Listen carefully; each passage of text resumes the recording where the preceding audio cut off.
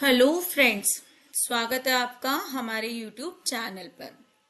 आज मैं आपके लिए लेकर आई हूँ सामान्य हिंदी की पीवाईक्यू सीरीज, यानी कि पहली क्लास है ये आपकी सामान्य हिंदी की पीवाईक्यू सीरीज की, जिसमें जो है आपको 20 प्रश्न मिलते हैं जो विभिन्न व्याकरण के विभिन्न उपविषयों से संबंधित होते हैं। डीएसएसबी व्याकरण का कोई भी विषय उठा लेता है, चाहे वो शब्द भंडार हो, मुहावरे, लोकोक्तियां, समास, ठीक, या पदक्रम की बात हो। और इसमें एक कॉम्प्रिहेंशन भी आता है, यानी कि गद्यांश को पढ़कर प्रश्नों के उत्तर देना। यहाँ जो है हम पढ़ते जाएंगे, प्रश्नों को सॉल्व करते जाएंगे और उनके पीछे छिपे हिंदी कॉन्सेप्ट्स को भी समझते जाएंगे। ठीक, वीडियो को एंड तक जरूर देखिएगा।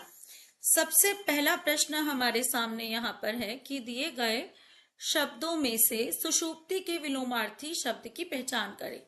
तो विलोमार्थी शब्द का क्या अर्थ होता है? विपरीत अर्थ वाले शब्द या फिर उल्टे अर्थ वाले शब्द। जैसे दिन का क्या अर्थ होता है? रात होता है, सुबह का शाम होता है ना।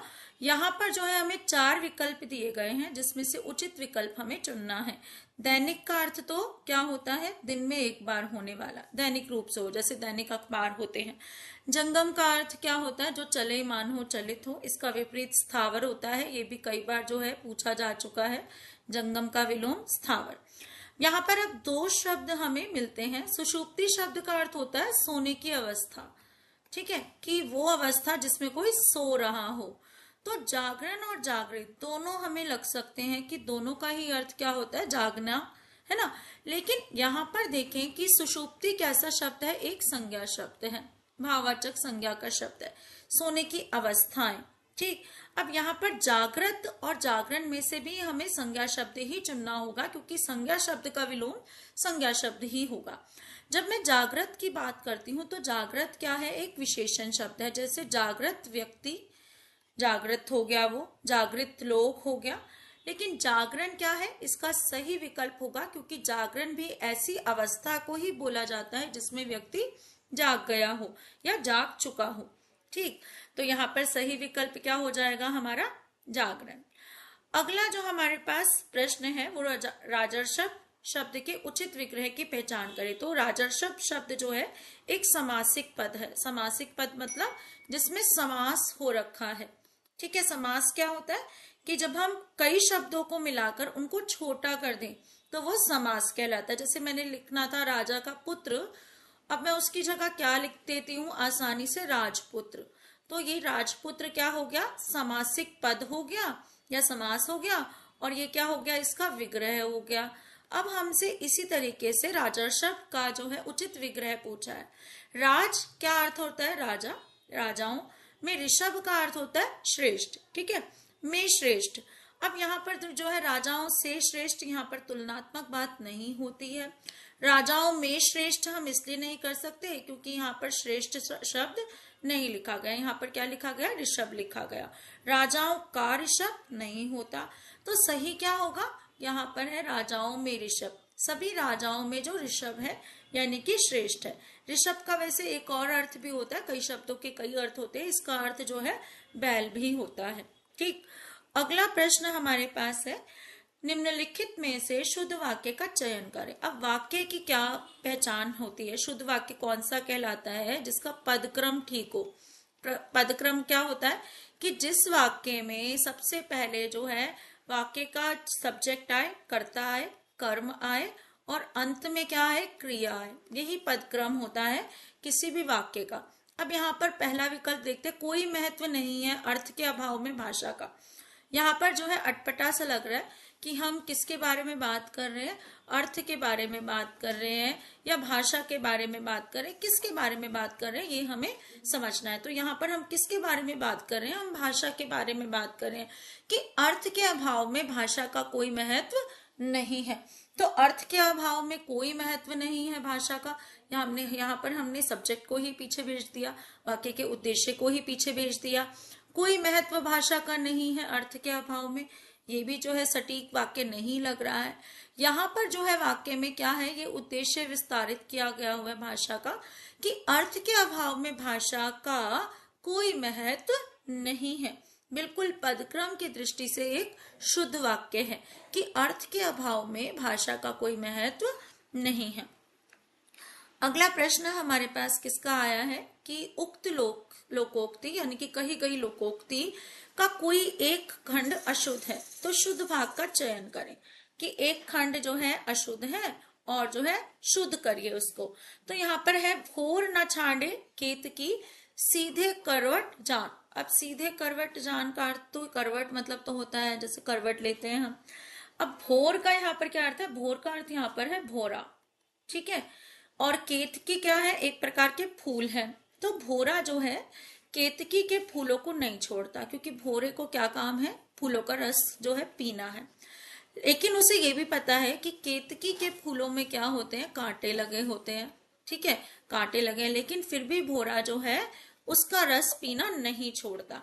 तो यहाँ पर क्या है? वैसे पूरी लोकोक्ति है तीखे कंटक जान, कि भोर न छाड़े केतकी तीखे कंटक जान, कि भोरे को पता है कि केतकी के पौधे में जो है फूलों के साथ कांटे भी होंगे, लेकिन फिर भी जो है जानकर भी वह उसे नहीं छोड़ता। इसका अर्थ क्या है? अगर देखा जाए, इसका अर्थ है कि जिसकी सोच छोटी होती है ना, जिस व्यक्ति की, अगर उसे हम किसी ऊंची पोस्ट पर, ऊंचे पद पर भी पहुंचा दे तो भी व्यक्ति जो है क्या नहीं, अपनी जो शूद्रता, अपने नीचपन को छोड़ता नहीं है, क्योंकि वो उसकी आदत है, वो उसके व्यवहार में समाई हुई है, ठीक है। लोकोक्ति का अर्थ क्या है कि शूद्र व्यक्ति भी, जो नीची सोच का व्यक्ति है, उसको कहीं पर भी पहुंचा दो, वो अपनी नीची सोच से बाज नहीं आता है।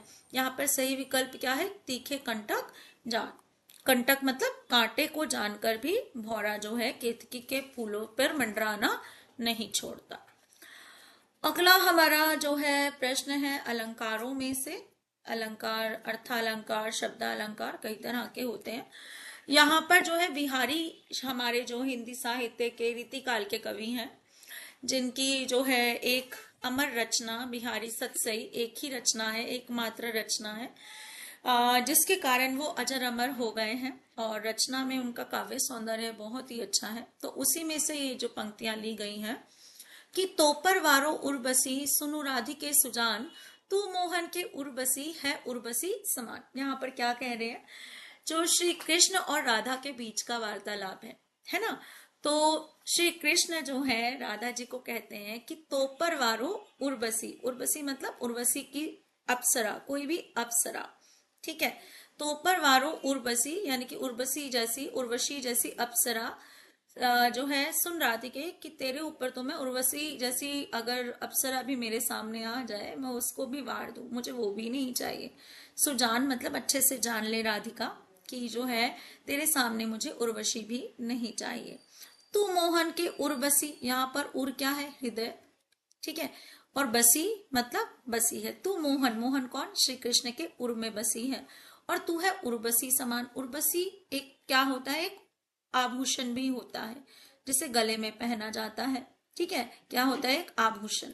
तो यहाँ पर उर्वशी 3 बार आया, जैसे एक उर्वशी आया, एक बार इसका अर्थ है उर्वशी, ठीक है। यहाँ पर उर्वशी हृदय में बसी और उर्वशी एक आभूषण की बात है। तो जिस अलंकार में शब्द बार बार आए लेकिन उसका हर बार अर्थ जो है अलग हो, ऐसे जो है अलंकार को हम क्या कहते हैं? यमक अलंकार कहते हैं, ठीक है। तो यहाँ पर कौन सा अलंकार होगा? यमक अलंकार होगा, ठीक। इसके बाद जो है जैसे काली घटा का घमंड घटा यहाँ पर जो है हमारे सामने आता है।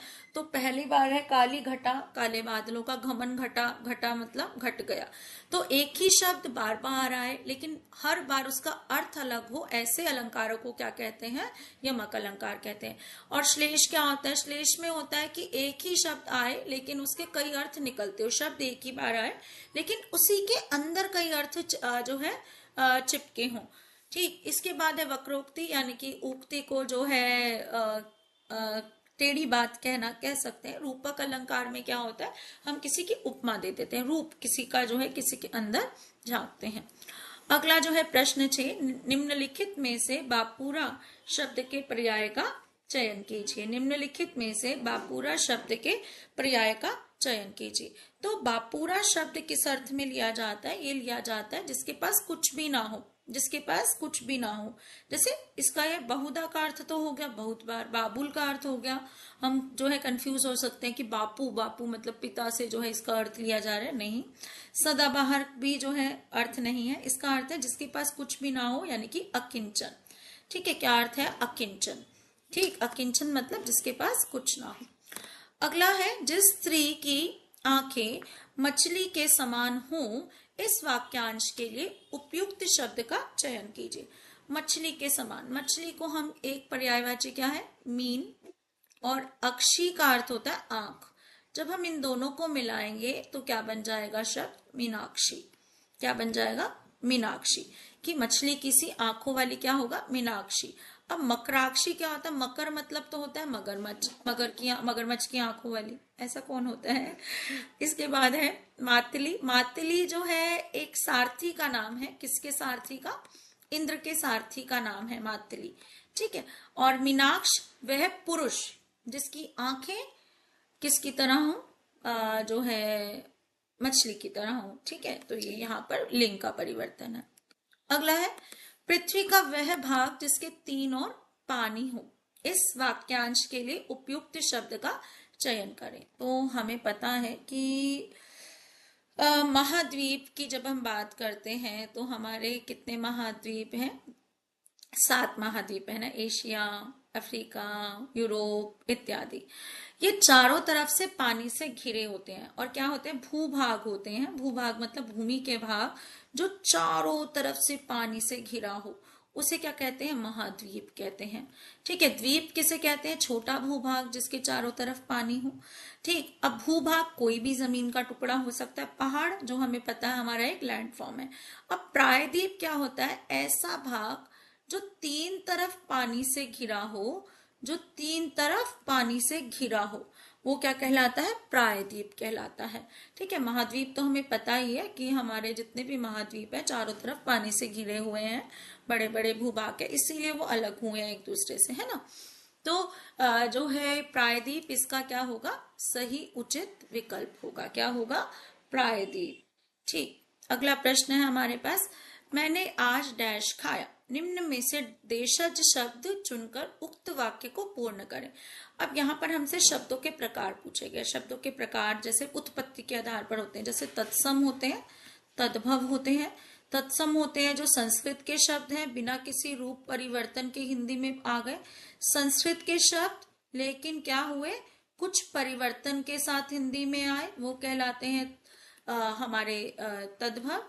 इसके बाद होते हैं देशज, जो हमारे देश की अन्य बोली भाषाओं से हिंदी भाषा में आ गए। इसके बाद होते हैं विदेशी शब्द।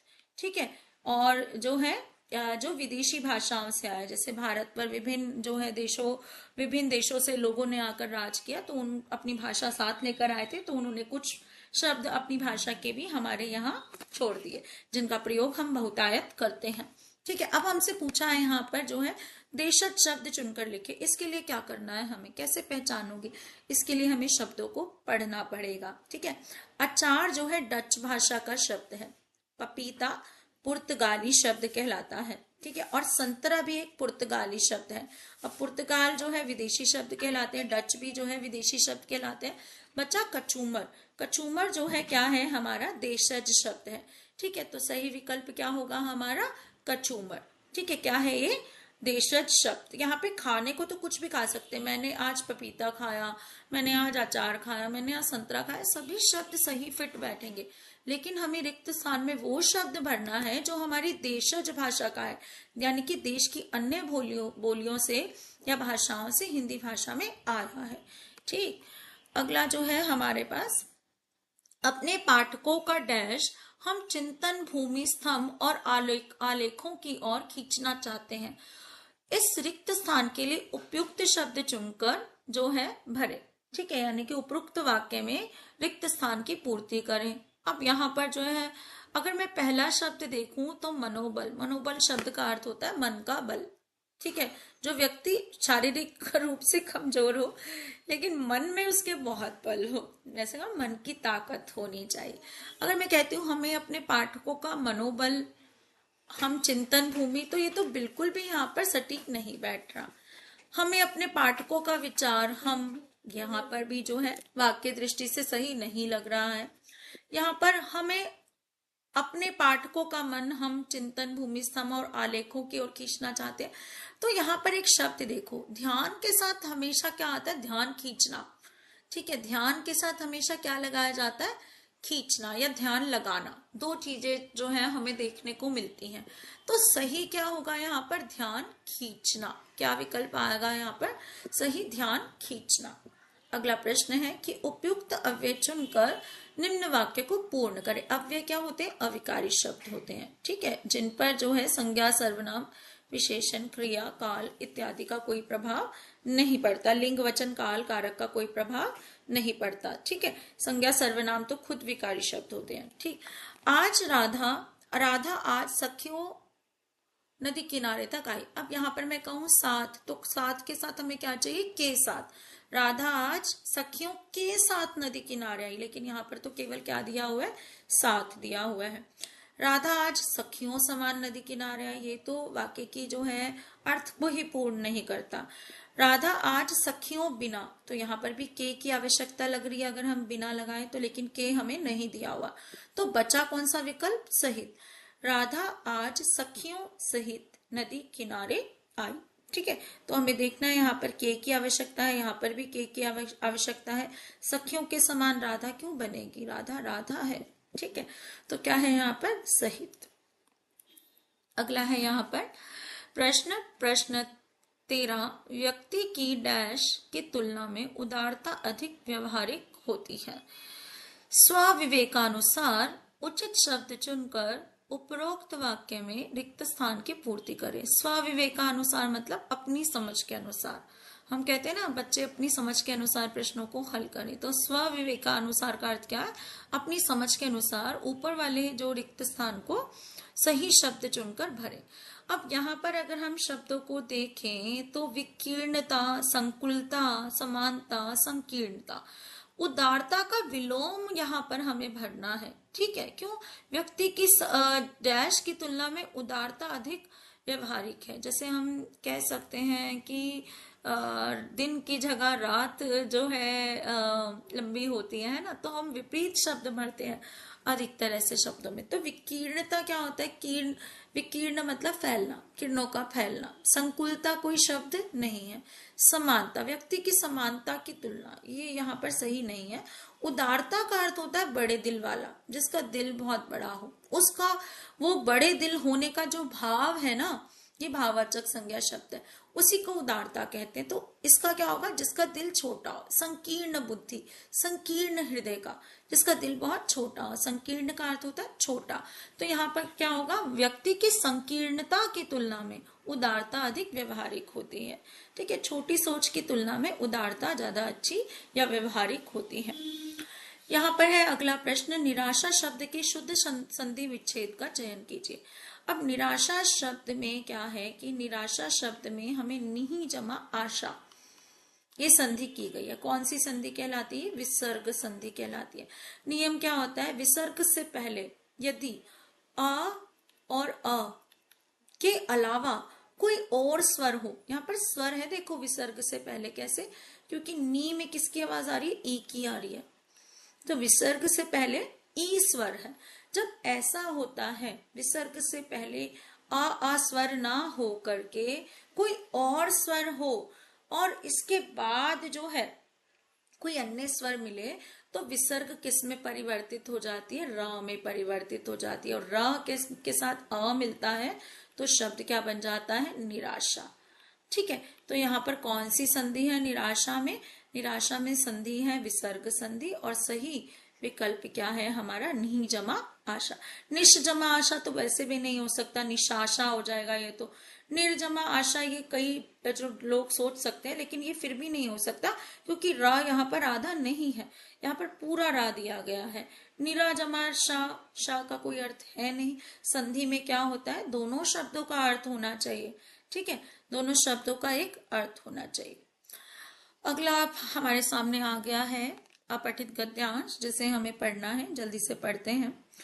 किसी अन्य कथाकार ने जीवन के इतने व्यापक फलक को अपनी कहानियों में नहीं समेटा जितना प्रेमचंद ने, यानी कि कोई और कथाकार कौन है? प्रेमचंद है। इतने व्यापक फलक, बड़े स्तर पर जो है कहानियों को नहीं समेटा, यानी कि प्रेमचंद ने अपनी कहानियों को बहुत ज्यादा बड़े स्तर तक लिखा। उनकी अधिकांश कहानियों का विषय ग्रामीण जीवन से लिया गया है, किंतु नई कहानियां कस्बे की जिंदगी या स्कूल कॉलेज से जुड़ी हुई हैं। उनकी कहानियों के पात्र हर वर्ग, धर्म, जाति के हैं। कोई हिंदू है तो कोई मुसलमान, कोई किसान है तो कोई विद्यार्थी। अपनी कहानियों में उन्होंने विविध समस्याओं को उठाया है, यथा यानी कि जैसे किसानों के शोषण की समस्या, रूढ़ि एवं अंधविश्वास को, संयुक्त परिवार की समस्या, भ्रष्टाचार की समस्या और व्यक्तिगत जीवन की समस्याएं आदि। व्यक्तिगत जीवन मतलब पर्सनल, जो किसी की कोई समस्या हो।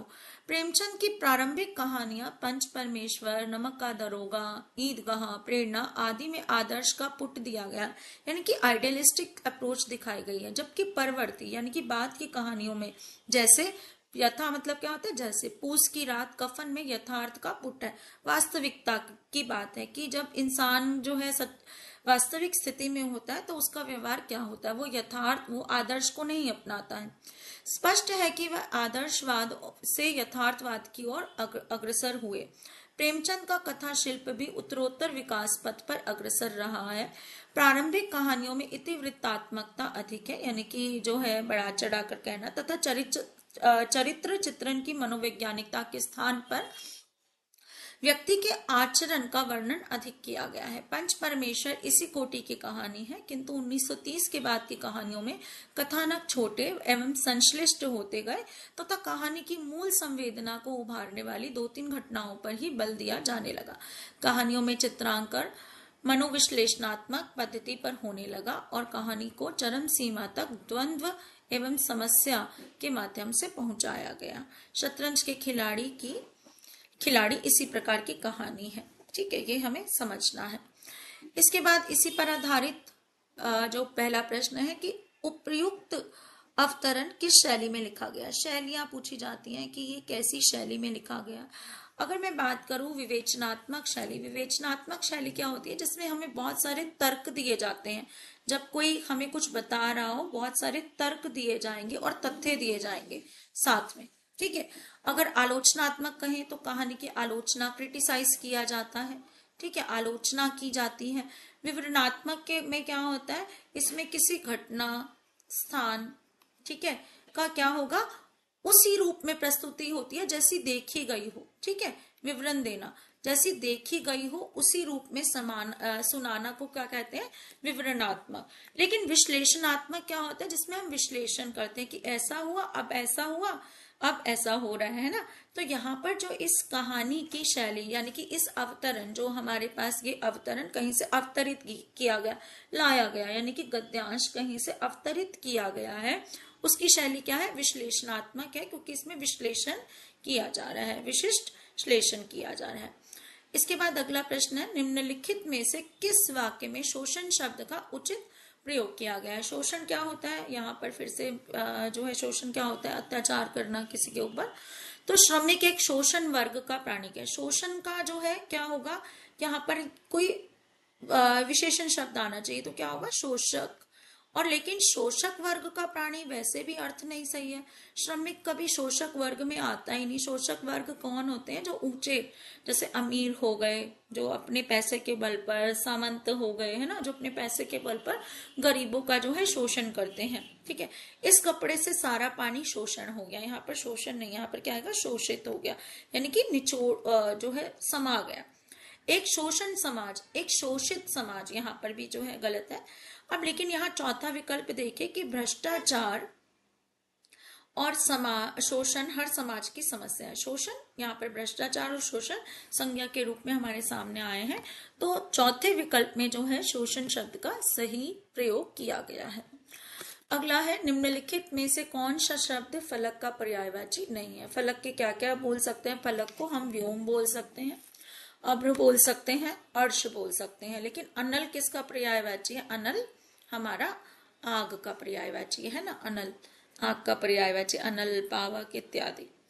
गद्यांश के अनुसार प्रेमचंद ने पात्रों के चरित्र चित्रण में कौन सी पद्धति अपनाई है? तो हम पीछे जाके यदि देखें कि कौन सी पद्धति अपनाई है, तो साफ साफ हमें जो है यहाँ दिख रहा है कि मनोविश्लेषणात्मक पद्धति। देखो इस लाइन में हमें साफ साफ दिख रहा है कि प्रेमचंद ने कहानियों में चित्रांकन के लिए मनोविश्लेषणात्मक पद्धति अपनाई है। ठीक है, तो सही क्या होगा यहाँ पर? तीसरा विकल्प हमारा सही हो जाएगा।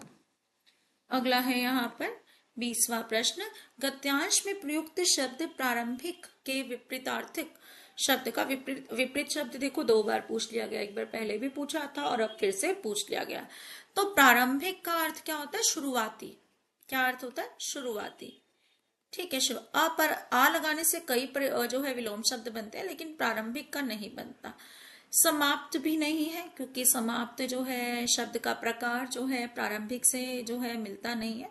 आरंभिक जो है इसका विपरीत नहीं है, इसका पर्यायवाची है, तो इसका क्या होगा? सही विकल्प अंतिम। प्रारंभिक का क्या होगा? जो अंतिम। ठीक है, समाप्त जो है क्या है कि समाप्त हो गया, किसी दृष्टि जो है किसे बताता है? समाप्ति की अवस्था को बताता है। ठीक है, तो और ये क्या है? ये हमारे प्रारंभिक अवस्था, ये क्या है? हमारे विशेषण शब्द है। ठीक है, ये क्या है? विशेषण शब्द है। तो इसके लिए हमें कैसा विशेषण शब्द ही चुनना है? तो अंतिम भी क्या है? अंतिम लड़की, अंतिम लड़का, तो ये भी विशेषण है। प्रारंभिक अवस्था ये भी एक विशेषण है। ठीक है, तो हमें विपरीतार्थक शब्द भी कैसा ही चुनना चाहिए? जो इसका जो है जो इसके साथ शब्द में जो है सटीक बैठता हो। अगला जो है 15वां प्रश्न यहाँ दिया है मैंने, निम्नलिखित में से उस वाक्य का चयन करें जिसका पदक्रम शुद्ध हो। पदक्रम यानी कि जो है अटपटा पदक्रम ना हो। तो पहले यहाँ पर 4 हमारे पास शब्द दिए गए, चारों ही अलग अलग है। प्रतिशब्द कहते हैं पर्यायवाची शब्द को भी, तो पर्यायवाची शब्द को प्रतिशब्द भी कहते हैं। ये ऑर्डर ज्यादा ठीक है। बिंब का दीर्घकाल तक मन पर प्रभाव बना रहता है। कुछ विलोम शब्दों की तालिका दी जा रही है नीचे, तो ये तो अटपटा है। नीचे कुछ विलोम शब्दों की तालिका दी जा रही है। स्मरण करते ही उसकी मूर्ति आंखों के सामने आ खड़ी होती है। ठीक है, अब जैसे दूसरा है, दूसरे का क्या होगा? दीर्घ काल तक बिंब का मन पर प्रभाव बना रहता है। यहाँ पर सही क्या है? सबसे स्मरण करते ही उसकी मूर्ति आंखों के सामने आ खड़ी होती है। पदक्रम में हमें क्या करना है? जो सुनने में अच्छा भी लगे और जो है व्याकरण की दृष्टि से शुद्ध भी हो, उसी को हम क्या कहते हैं? पदक्रम कहते हैं। ठीक है, जैसे मैं आपके सामने एक वाक्य बोल दूं कि बच्चे को काट कर गाजर खिलाओ। बच्चे को नहीं काटना, हमें किसको काटना है? गाजर को। तो गाजर काट कर बच्चे को खिलाओ। यहाँ पर समझ दोनों बातें आ रही हैं। हमें पता भी है कि बच्चे को नहीं काटना, लेकिन व्याकरण की दृष्टि से क्या है कि गाजर को काट कर बच्चे को खिलाओ। थैंक यू कि आपने जो है वीडियो को एंड तक देखा, और उम्मीद कि आपके जो है सारे कॉन्सेप्ट्स जो है क्लियर हो गए होंगे। अगली क्लास में एक और सामान्य हिंदी की PYQ क्वेश्चंस के साथ हाजिर होंगे जल्दी ही। बाय।